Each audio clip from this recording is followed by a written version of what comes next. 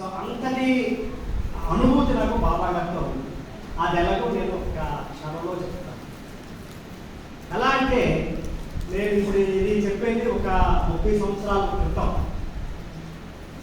అంటే నాకు మెహర్ బాబా అంటే ఎవరో తెలియదు, ఆయన పేరు వినలేదు, కనలేదు. అలాగే చెప్పేసి నేను ఎప్పుడు దేవుడి దగ్గరికి వెళ్ళలేదు, దేవుడికి కొబ్బరికాయ కొట్టలేదు, నమస్కారం పెట్టలేదు, ఆదరణ వెలిగించలేదు, ఏమి. అలాగంటే మీరు నాస్తికుడు అంటే నాస్తికుడు కాదు. దేవుడిని నమ్మను, దేవుడిని ద్వేషించను, దేవుడిని పూజించడం కూడా అలాంటి మనస్తత్వం కాదు. అంటే నా మనస్తత్వం ఏంటంటే మనిషినే ప్రేమిస్తాను, మనిషినే పూజిస్తాను, మనిషినే నమ్ముతాను. అది నా మనస్తత్వం. అలాంటి వాటిలో అంటే బాబా గారు ఒకరోజు ఏమైందంటే, నేను చదువు అయిపోయిన తర్వాత నేను అలాగా జులాయిగా తిరిగేవాడిని. అంటే నేను ఆంధ్ర యూనివర్సిటీలో చదువుకున్న తర్వాత నాకు నాటకాలంటే ఎనలేని ప్రేమ.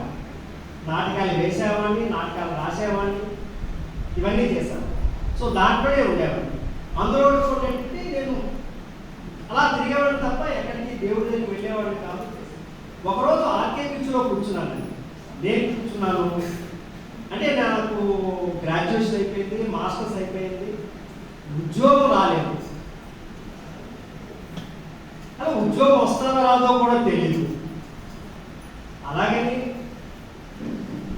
ఎప్పుడు వస్తుందో తెలియదు, ఎలా వస్తుందో తెలియదు, ఎవరిని అడగాలో కూడా తెలియదు. కూర్చున్నప్పుడు ఏమైందంటే ఒక ఫ్లాష్ ఏదో ఒకటి వచ్చింది. అంటే నేను భ్రమలో ఉన్నాను కాబట్టి ఆ భ్రమేమో అనుకున్నాను, నాకు తెలియదు కాబట్టి. సో అలాగే అయిపోయిన తర్వాత మ్యారేజ్ అయింది. మ్యారేజ్ అయిన తర్వాత అప్పటికి ఉద్యోగం లేదు. అది గొప్ప విషయం. ఏంటంటే మా మామగారు తన గొప్ప విషయం. ఉద్యోగం లేని ఒక వ్యక్తికి వాళ్ళ పిల్లనిచ్చి పెళ్లి చేయడం అనేది గొప్ప విషయం. It's the great deeds. ఈరోజు చెప్పుకుంటారు ఇట్స్ ద బయో డిజైనర్, ఒక పెద్ద సైంటిస్టు, అలాగే పెద్ద ఇంజనీర్, ఎంతో ఉన్నతమైన వ్యక్తి. ఒక ఏమి లేని వ్యక్తికి ఒక కుర్రవాడిని ఇచ్చి వాళ్ళ పిల్లనిచ్చి పెళ్లి చేశాడంటే ఈజ్ ద గ్రేట్ మ్యాన్. అంటే మరి అది అతను నాలో ఏం చూసారు నాకు తెలియదు. సో ఒకరోజు మా అత్తగారు ఏంటంటే వెళ్ళాలంటే వెళ్దాం, అలాగే అందరినీ చూద్దాం అని చెప్పేసి ఇలా నా ప్రయాణం అలా జరుగుతుంది. పెళ్ళైనప్పుడు కూడా నా ఉద్యోగం లేదు.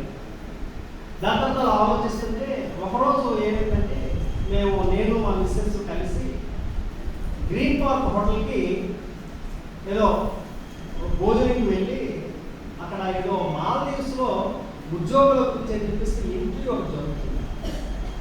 మా మిస్సెస్ ఏమన్నారంటే రండి మనం ఆ ఇంటర్వ్యూకి వెళ్ళాం. వెళ్తే వాళ్ళలో ఫారెన్ డెలిగేట్స్ వచ్చారు, చూసారు, మీరు హైదరాబాద్ అంటున్నారు. వెళ్ళాము. వెళ్ళిన తర్వాత ఇంటర్వ్యూ అయిపోయింది. తర్వాత నాకు ఏ ఆర్డర్ రాలేదు, ఏమీ రాలేదు. అలా ఆలోచిస్తున్నాను. ఈలోపు ఏంటంటే మా మిస్సెస్కి ఏంటంటే తనకి అపాయింట్మెంట్ ఆర్డర్ వచ్చింది, నీకు మాల్దీవ్స్లో ఉద్యోగం వచ్చింది. తను వెళ్ళిపోయింది. నేను ఇక్కడ మళ్ళీ ఒంటరివాడిని అయిపోయాను. ఇక్కడ ఉన్నాను. ఒక 2 నెలలు పోయిన తర్వాత నేను మాల్దీవ్స్లో వీసా వస్తే నేను వెళ్ళాను. వెళ్తే అక్కడ కూర్చున్నాను. నేను మళ్ళీ అక్కడ ఇంటర్వ్యూకి ఎప్పుడైతే ఇంటర్వ్యూ అయిపోయింది. 1 నెల అయింది, 2 నెలలు అయింది, నా చేతికి అపాయింట్మెంట్ అయితే రాలేదు. నాకు ఇంటర్వ్యూ చేసిన వాళ్ళు కూడా ఏం చేశారంటే వాళ్ళు ఆయన ఎక్కడికో యూఏలోకి వెళ్ళిపోతే ఏమైందంటే నేను అలా ఆలోచిస్తున్నాను. మాల్దీవ్స్లో అంతా సముద్రం మధ్యలో చిన్న దీవి, అంటే ఒక 1/2 కిలోమీటర్ వెడల్పు, 1 కిలోమీటర్ పొడుగు ఉండే దీవిలో మేము ఉన్నాము. అక్కడ ఎంతమంది జనం ఉన్నారంటే 600 మందే జనం. అలా ఉంటే ఒకరోజు అలా ఆలోచిస్తుంటే ఎవరో ఒక వ్యక్తి పూర్తి స్థాయి అంగీ వేసుకొని, ఒక జుట్టు ఇలాగ వెరగూసుకొని, ఇలా పెద్ద మీసాలతో ఒక వ్యక్తి వచ్చి ఇలాగ భుజం తట్టి ఏదో ఒక కవర్ నా చేతిలో పెట్టి వెళ్ళిపోయాడు. నేను ఉద్యోగంతో ఆలోచిస్తున్నాను కాబట్టి నాకు ఏదో ఇలాగ అలా వస్తుంది, ఏమైనా కళ్ళకు అనుకుంటానేమో, అది మనం సాధ్యం కదా అని చెప్పేసి అలా అవుతుంది. అప్పటి వరకు నేను మేర్ బాబా గారి ఫోటో చూడలేదు, ఆ లోపం కూడా చూడలేదు. సో మస్ట్ రోజు నా మిస్సెస్ స్కూల్కి వెళ్ళిపోయాను, నేను ఇంట్లో ఉన్నాను, వంట చేశాను. వంట చేసిన తర్వాత కూర్చున్నాను. కూర్చున్న తర్వాత తను సడన్గా బ్రేక్ వచ్చి నాకు చెప్పింది, మీకు మినిస్ట్రీ నుంచి కాల్ వచ్చింది. మినిస్ట్రీ నుంచి కాల్ వచ్చిందంటే నువ్వు రేపు మినిస్ట్రీకి రావాలంటే అక్కడి నుంచి నేను బోట్లో 32 గంటలు ప్రయాణం చేయాలి. అప్పటికి ఆ బోట్ ఉంది, ఆ 32 గంటలు ఏదో అక్కడొక్కడో నా బట్టలన్నీ ప్యాక్ చేసుకొని వెళ్ళాను. వెళ్తే అక్కడికి వెళ్ళినప్పటికీ ఆయన నాకు ఇంటర్వ్యూ చేసిన అతను యూఎన్లో వెళ్ళిపోయి యూఎన్ నుంచి ఎందుకో నా గురించే వచ్చాడేమో 3 రోజుల గురించి వచ్చాడట. వచ్చి నా అపాయింట్మెంట్ అంటే నాకు ఇచ్చేసి నువ్వు ఉద్యోగంలో జాయిన్ అయ్యని చెప్పేసి ఆయన వెళ్ళిపోయాడు. వెళ్ళిపోతే నా చేతికి అందిన కవర్, నేను పడుకున్నప్పుడు నాకు ఆ వ్యక్తి ఇచ్చిన కవర్ 2 ఒకటే.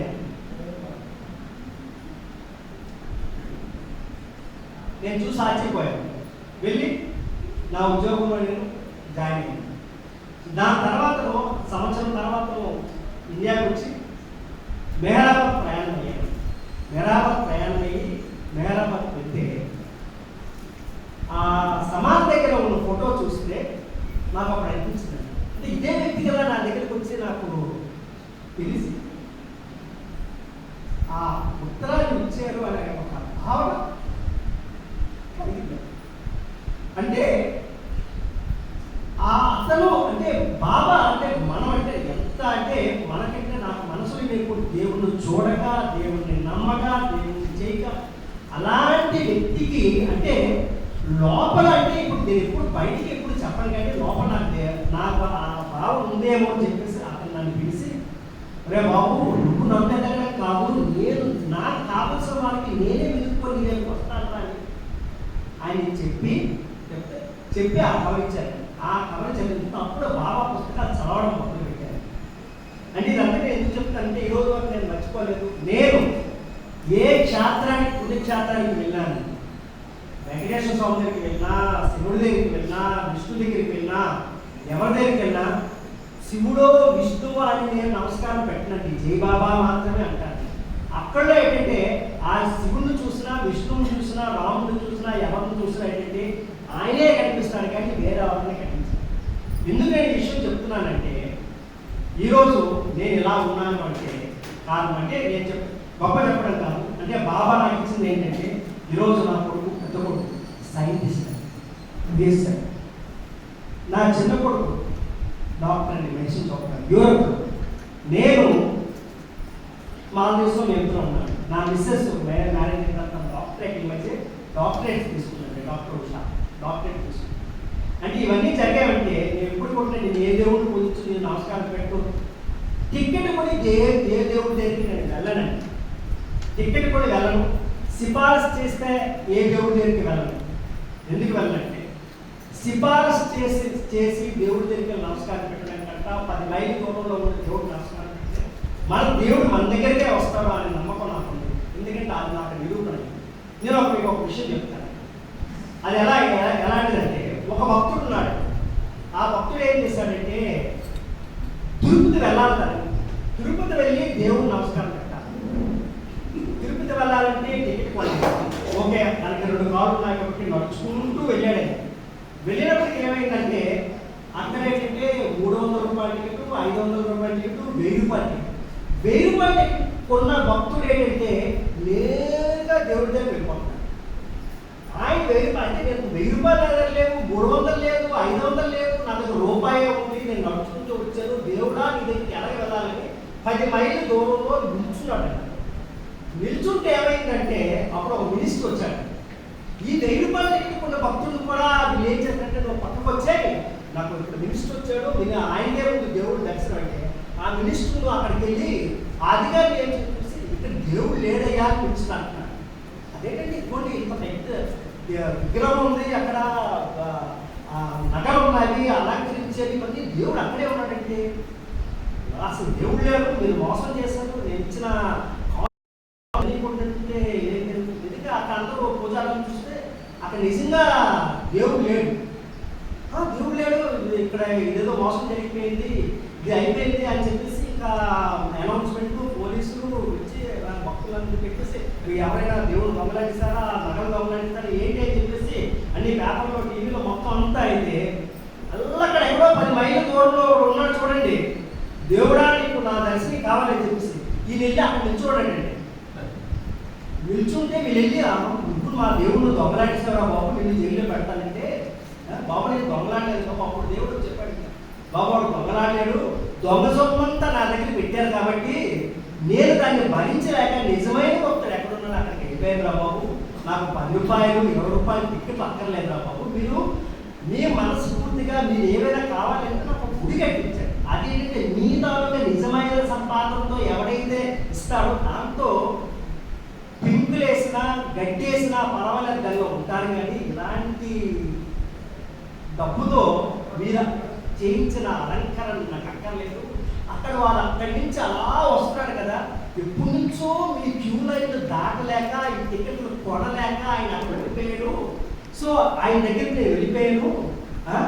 నిజమైన భక్తుడు వాడు వీడు కాదు, మీ మతం ఎంత మీరంతా మీరు ఉంటే ఎంత అని చెప్పేసి అప్పుడు ఏంటంటే వాళ్ళు జ్ఞానం అంటే దేవుడు అంటే నిజంగా మనం నమ్మితే మనం ఎక్కడుంటే అక్కడికి ఆ దేవుడు వచ్చే మనం ఆ సాక్షాత్కారం నాకు కలిగిందండి.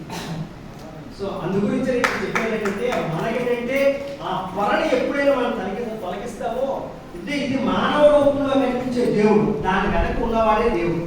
సో నెహ్రూ బాబా ఎలా కనిపించాడు, నాకు ఎక్కువలా కనిపించాడు, మీకు ఎక్కువలా కనిపించవచ్చు. ఎవరికి ఎలా కనిపించాడంటే మనం మన పొరని విడదీసి ఎప్పుడైతే వెళ్తామో మనం ఎంత దూరంలో ఉన్న దేవుడు మన దగ్గరికి వస్తాడు. అది బాబా